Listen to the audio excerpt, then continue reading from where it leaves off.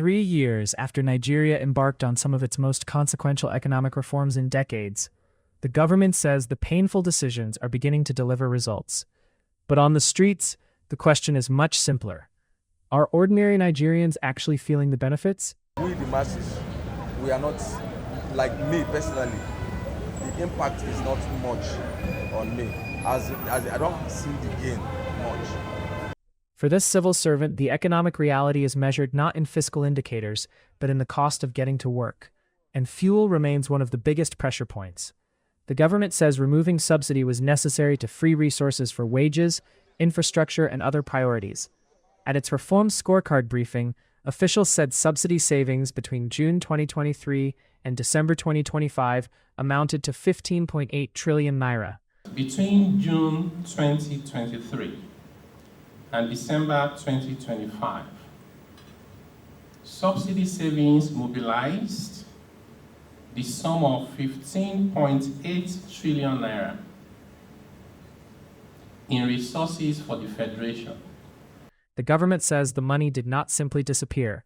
It says 9.39 trillion naira went into wage adjustments, minimum wage increases, and allowances, while another 6.5 trillion was spent on strategic infrastructure.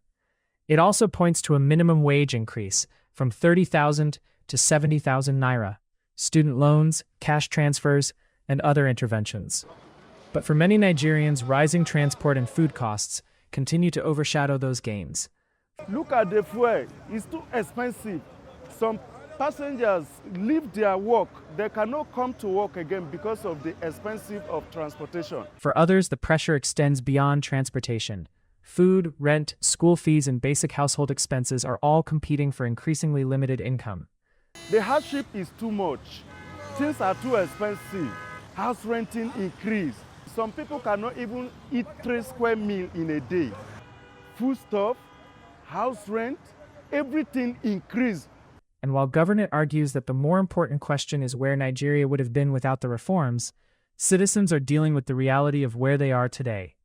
The government says the reforms helped prevent a deeper fiscal crisis. It also says the number of states struggling to reliably pay salaries has fallen from 27 before the reforms to 0 today. But that macroeconomic argument does not necessarily answer the question facing the average household. Can I afford to live? Personally, it affects me negatively.